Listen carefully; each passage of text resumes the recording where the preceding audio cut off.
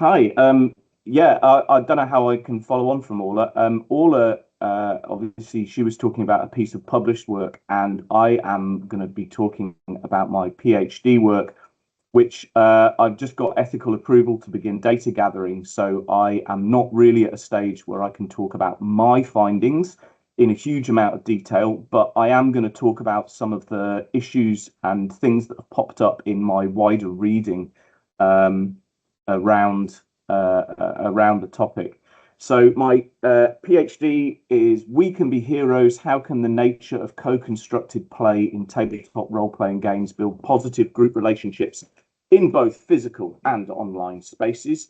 I'll tell you a bit about myself. I discovered role-playing games at about 12 years old. It was AD&D second edition that I really cut my teeth on, although I did play a bit of D&D Red Box and dabbled in Cyberpunk 2020, although I just remember the combat system being ghastly for that, and Ars Magica, which was great, but I think a little too complex for a 12-year-old.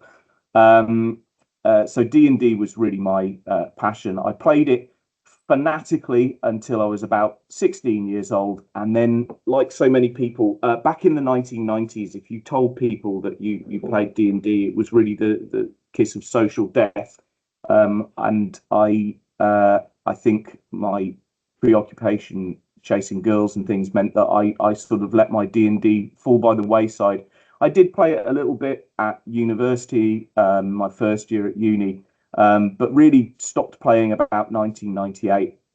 I did first degree in English literature and then went on to be a teacher for uh, people with additional support needs and behavioural difficulties. And I then went back to uni in 2013 and did a master's degree in counselling psychology. And I lecture at the University of the Highlands and Islands. I teach a bit of psychology and child and adolescent mental health. And I also am in private practice as a counsellor, psychotherapist. As well as that, I'm one of the directors of OCon, the Outer Hebrides Comic Con. We just 2 weeks ago had our third annual con, and it was a big success. And on top of all of that, I'm also doing this PhD, so I'm pretty busy. I've got to start talking about the germ of the research idea. So this bunch of happy campers in the picture, they've given their consent to have their pictures shared. This is my gaming group, which, like so many people, I got back into it in lockdown. I think this is a theme we're going to see popping up again and again and again. And I'm blaming Callum for this one. Callum's not in the picture. He wasn't there when we took it, unfortunately. But I managed to sift through my messages, years and years of messages, and find the original message that kicked it all off, where it's basically Callum is a clinical psychologist working in Belfast. And he contacted me. It was basically hey, you're the nerdiest person I know. Do you know how to play D&D? And my response was, yeah, let's do it. I remember Callum, who's very into outdoorsy activities, was kind of going a bit stir crazy in lockdown. And so, yeah, fancied giving it a go. So we set up a thing on Zoom with a group of people that I pulled together, a couple of people that live on the island, but other people spread all over. So Jim lives in Sheffield, Callum lives in Belfast, and so on and so forth. Rather than using fifth edition, which I wasn't familiar with at all, and I was well aware that it was quite different and to what I'd grown up using, we chose to use basic fantasy, which is, I don't know if people are aware of this, it is glorious. It's an open source system based on old D&D, really Red Box it's based on. And it's everything is free to download. So we started playing back in 2020, and very quickly gelled as a group. We had a couple of people, one person who joined for a bit, and due to their work commitments, they couldn't keep coming. We generally played on a Sunday night every week. And then a chap that I worked with called Al, He joined the group in 2022. And it was here where the germ of the research idea for me was born. Al had been playing with us for a couple of weeks, and he lives on the Isle of. Oh, sorry, I'm on the Isle of Lewis. I don't know if I mentioned that. He lives on the Isle of Lewis and works at the college here. And he came to me and said, "How am I doing?" And I said, "Oh, you're doing great. You know the rules, and you're joining in." He goes, "Yeah, but how am I fitting in with the group?" I said, "Oh, fantastic. You fit right in." He said, "Yeah, but you guys, you all go way back." And I said, "Well, I don't know about that." And he said, "Yeah, but Jim and Callum, they're old uni friends. They've known each other for decades." And I said, "Hang on a second, Al. Jim and Callum have never met each other.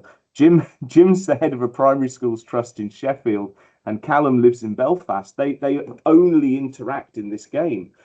And it was at that point that I started thinking, okay, there's something really interesting going on here. So to someone who was largely an outsider who was looking into the group at that point, he'd noticed that the relationships within the group were incredibly strong.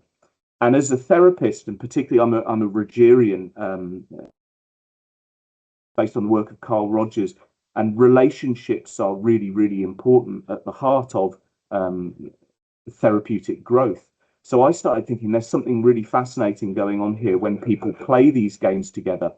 So that was the germ of the idea. As I said, 4.5 years later, the campaign is still ongoing, and we don't want it to end. And this is going to tie into something I'm going to talk about later on, which is infinite games. So the PhD, without realizing it, but when I started reading around it, I realized it was going to be an interdisciplinary study straddling 3 main areas. So there's going to be psychology, there's going to be sociology, and particularly the formation of group behaviors and the formation of culture within a group, and ludology, which I think I am the only person at the University of the Highlands and Islands doing anything in this at the moment, which is the rules of games, the process of play. Today, obviously, I'm not going to be able to talk about my findings because I'm not at the point where I have gathered the data yet. So I'm going to be talking about one bit from each of them. So for psychology, I'm going to be talking about adult play. For sociology, I'm going to be talking a bit about symbolic interactionism, and for ludology, I'm going to be talking about finite and infinite games. So I'm going to make a case for adult play. There's countless books and papers out there on children's play and its benefits. I think we all know how important play is for kids. And I've found it fascinating in the 2 years I've spent doing reading for this work that actually there is not a lot on adult play. It is almost as though we go, yeah, play is so important. Play has to be there for kids. It's Article 31 of the United Nations Convention for the Rights of the Child. But as soon as people get to 18, bang. We don't talk about adult play. There's substantially less research and literature on adult play. I think Van Leeuwen and Westwood do talk about how there is research looking at the therapeutic application of play for adults. And I think a couple of our colleagues here today are talking about this. I think this is hugely important research as well. But outside of that, adult play is not spoken about. Again, Scott is a sociologist writing in 1990, pointed out there's not a great deal of study of recurring adult leisure groups, and that actually the field of sociology would really benefit from the establishment of a research tradition that explores the interactions and impacts of adult play groups. There is a huge amount of evidence out there that play and playfulness as a trait is a normal part of adult life. And it's a part of our personality. Although children might focus on sensory motor play, adult playfulness, this is Shenchik and Zinn identify this. Adult playfulness tends to focus on social, imaginative, and cognitive play. And look at that. That is Dungeons and Dragons. It's social, it's imaginative, it's done in your head. Researchers often, when looking at adult play, they focus on the traits of freedom and spontaneity which emerge as a consequence of adult playfulness. And again, that's one of the things when we talk to people who play Dungeons and Dragons and any tabletop role-playing game, is they love the sense of freedom that it offers, far more free than any video game or board game, but also spontaneity, how it always keeps them on their toes. I mentioned Winnicott there. So Winnicott is a psychotherapist, and he acknowledges the importance of play for adults. He writes that through play, an adult is able to be creative and discover their true self, rather than the false self that they often present to the world. And this fits for me very much with Carl Rogers and the concept of congruence, being your real self without any facade. And certainly when looking at role-playing groups, one of the things, and I think Orla mentioned this, it's people feel safe to play around like that. They feel safe within the group to drop their guards and yeah. Bundy says that people who lose the ability to play lose a fundamental part of themselves and their identity. And that makes me really sad. I mean, if you think about how many adults and adult life, it can be quite a grind, can't it? And as a therapist, I see people who have playful hobbies. These clients of mine who have these playful hobbies, whether it be playing in a band or playing role-playing games or board games or video games or something, they tend to be the ones who seem to bounce back quicker from adversity. I think it's a really important part. Brené Brown, who's absolutely fantastic, social work academic in America, says that play is a critically important component of wholehearted living. I think my favorite quote I've got here is from a different Brown, who says that play is the gas that drives the engine of social competence. So, we know that children who play a lot develop social skills through that. But I think the idea that as soon as we hit adulthood, that we stop playing and because we've achieved social competence is incorrect. I think we continue to grow all the way through adulthood as well, and play is a hugely important part of that. So we can blame this chap, I think, John Calvin. A lot of our modern views on adult playfulness, I think, have been shaped by the Protestant work ethic and the demands of capitalist society. Plaut, back in 1979, wrote that play originally wasn't viewed as being incompatible with adulthood until the Industrial Revolution, when cultural values really shifted. People were moving out of the kind of agricultural way of life and moving into cities and kind of working all the hours that were available to them.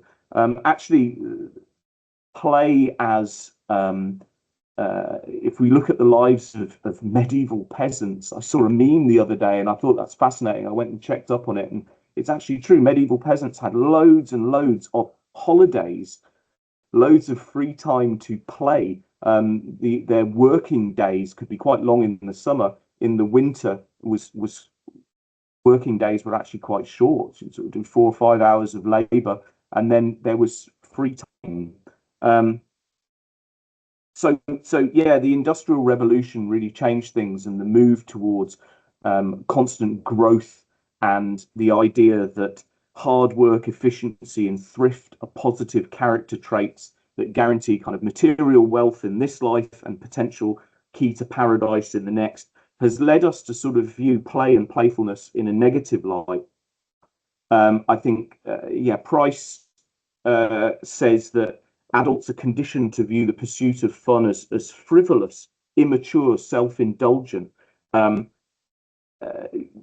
the idea that play is I think adults and men who play, particularly, there's a sort of view of it being childish, and it concerns me. I think it's actually a really important part of being human. I missed a point. Boyle, Stoll, and Fink highlight hypocrisy embedded in our views on adult play. They point out that we all acknowledge that our lives would be considerably poorer without play, but look at all the ways in which we deny play opportunities for adults. I think one of my favourite papers I've read was Sebastian de Terding's one about an alibi to legitimize play for adults. So an adult playing with Lego, and I know loads of adults who like Lego and like building Lego, and actually Lego in recent years has become increasingly marketed towards adults. I think this is a really positive thing. But an adult who plays with Lego, well, that's a bit weird. But you can legitimize this by having, I'm playing with my children. I'm doing Lego with my kids, therefore it's okay. So the child becomes an alibi to legitimize the activity of play. I think, again, a lot of our research we do is geared towards legitimizing play.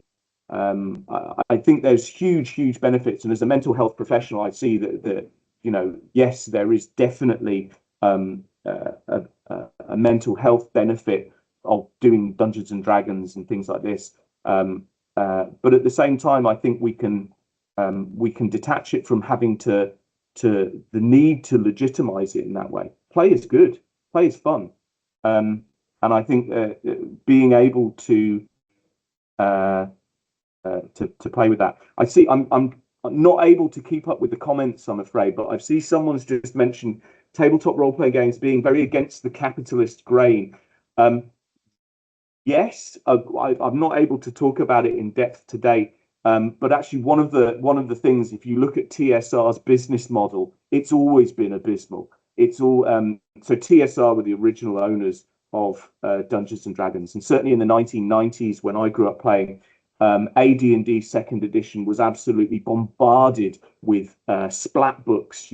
If you wanted to play a paladin, here's a whole book that you buy on how to play paladins and things like this.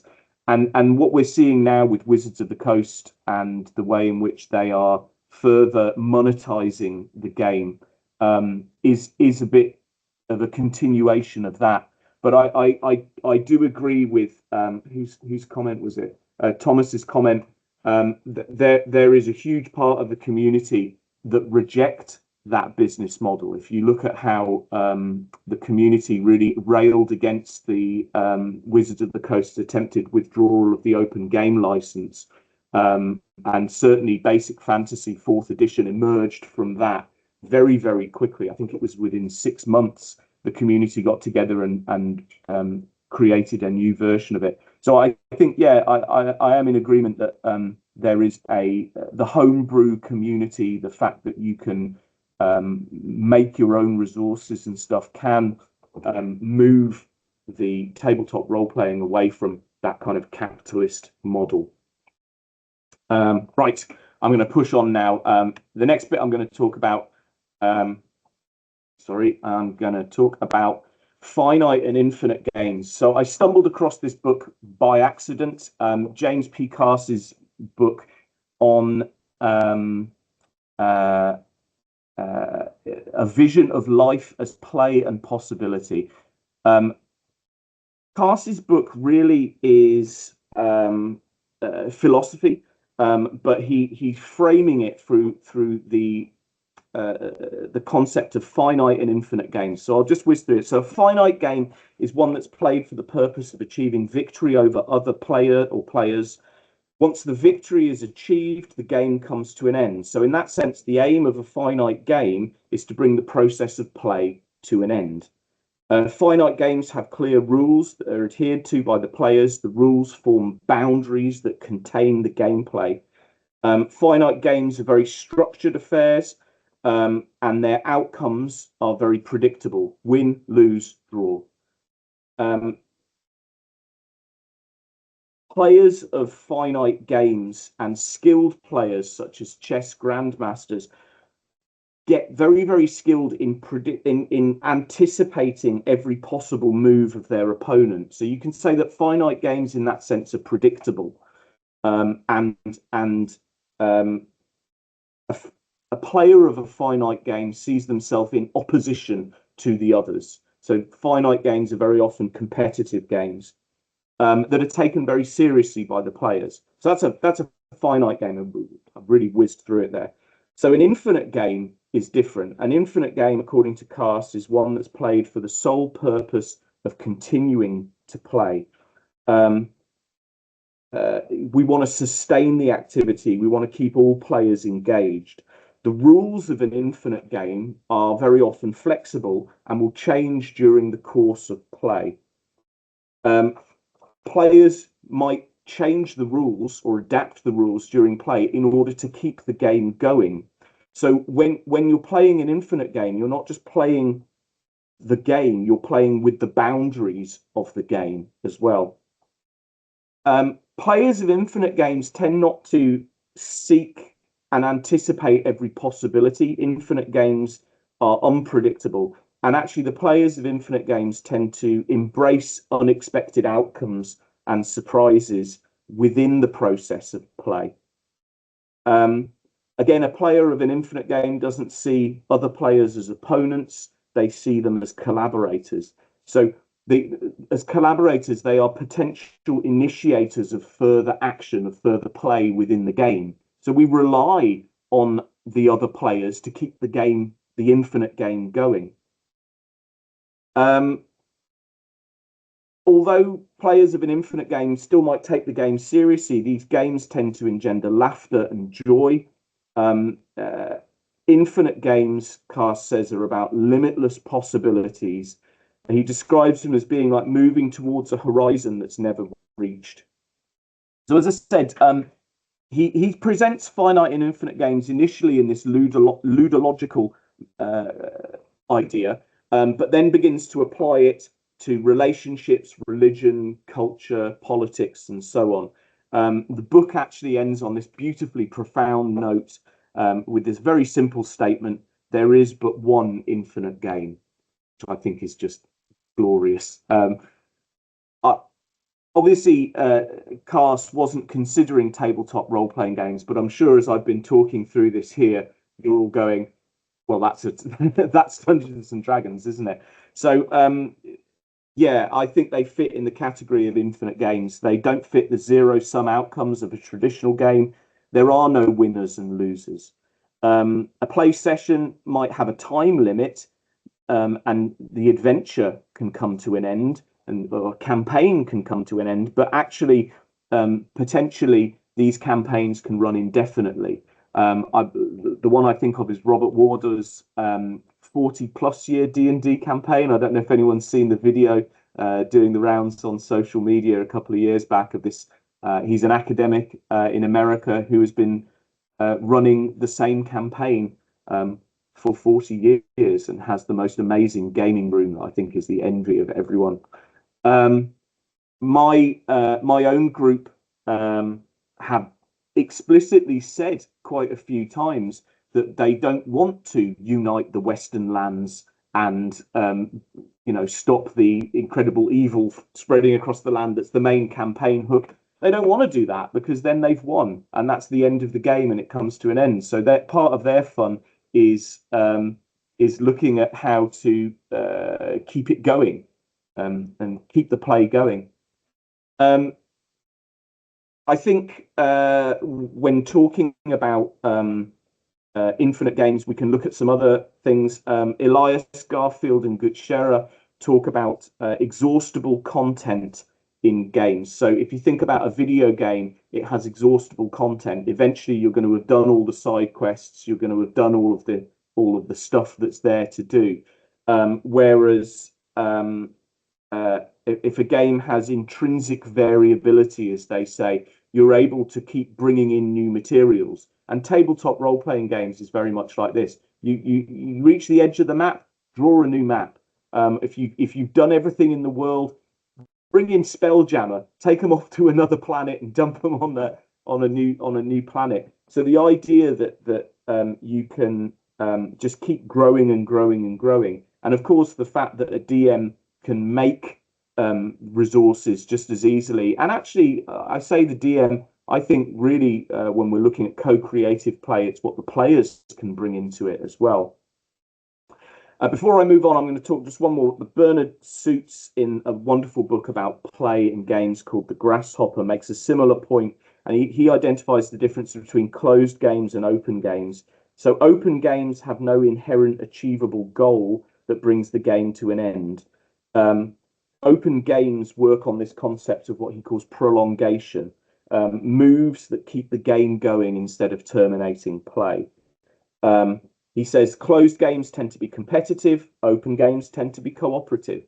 And again, I think when we look at role-playing games, they fit very much in this category of infinite or open games.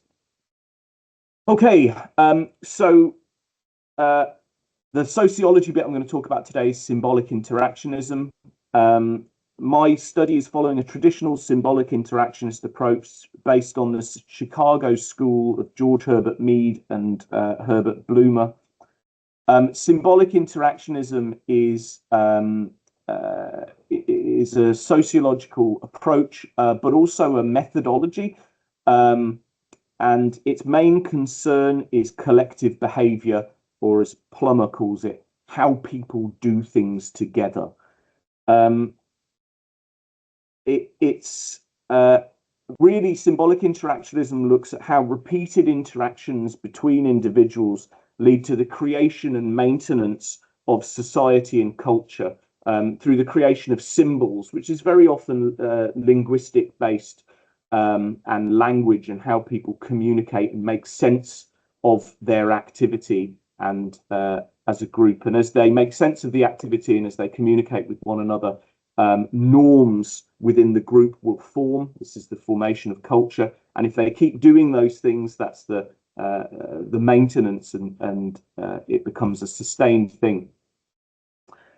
I think a key part of it is what's called joint action, which is the fitting together of individual courses of action into a group process.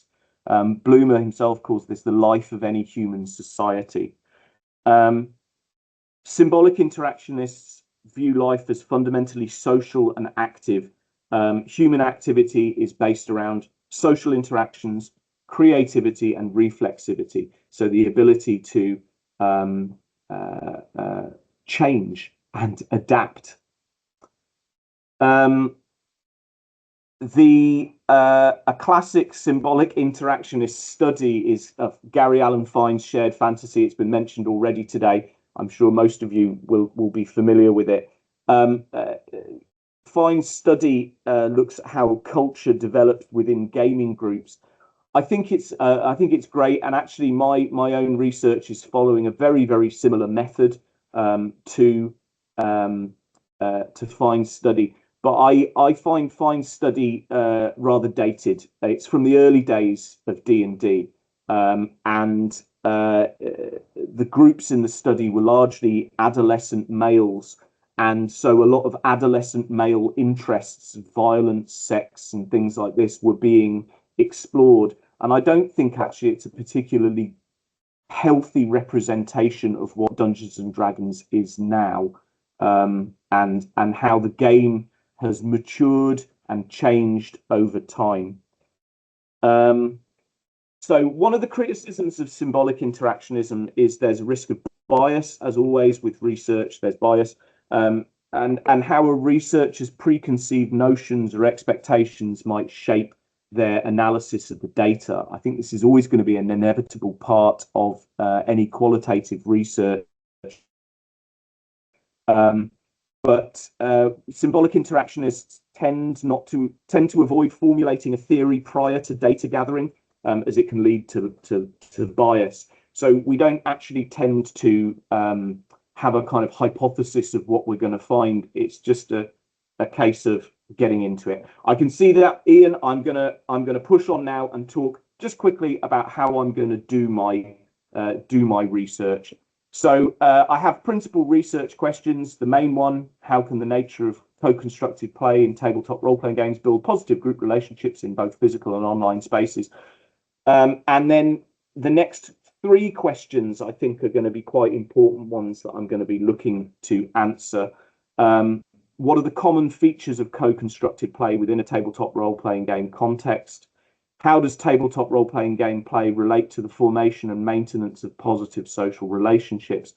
What are the elements of tabletop role-playing gameplay that are associated with positive relationship building that are not present in other types of gaming? So that's going to be looking at the rules and processes of play within tabletop role-playing games. My other one about, does tabletop role-playing gameplay differ in physical and online spaces? Well, yeah, obviously. Of course it does. So I think that's going to be quite an obvious one. The last one, the social psychological benefits of tabletop role-playing gameplay from the perspective of participants, I think that's been answered in lots of other research at the moment. So I'm not sure I'm going to be really gathering data on that. So the way I'm going to do it is a classic symbolic interactionist method. I'm going to observe sessions of play. Once I've observed sessions of play, I'm going to do semi-structured interviews with individual players. After that, I'm going to do initial analysis of the data, have a look at what each group says, and get an idea of what's going on for the group. And then I'll go back to the groups individually and have a group discussion with them to share the initial findings. Now, that's really a good means of testing and revising and reviewing any conceptions that I might have come up with through looking at the initial data. And it sort of triangulates the data by making sure that I'm accurately reflecting their group opinion as well. The actual stage I'm at is I've just got ethical approval and I'm just beginning to gather participants for it. And an ethical issue that I've come across is, obviously, if I'm observing play sessions, everyone needs to take part. Everyone in the group needs to agree to take part. So obviously, if one participant doesn't want to be observed, I can't observe the group. And obviously, if anyone withdraws consent during the process of research, well, I'll just have to stop researching that group. So far, I've managed to identify one group that are happy for me to start looking at their play in November, and I'm pretty certain, perhaps through this forum, I'll find some other groups who are happy for me to come watch. So these are my preliminary interview questions I'm going to be asking people. I won't really spend time there, so people can pause it and have a look at them. Obviously, it's a semi-structured interview, so there'll be other questions that emerge. And yeah, the last stage is something, when I first shared the idea behind my research to Ian, he very kindly said, "You're going to drown in data." And yeah, I probably will. This is obviously PhD study. It's going to be a huge amount of data I'm going to end up gathering. So what I plan to do next year is actually stop teaching. I'm going to sort of either take a sabbatical or and just spend the year doing my private therapy work and analysing the data that I gather. And hopefully I will have some interesting findings to come back another time and talk to you guys about. So that's the end of my presentation.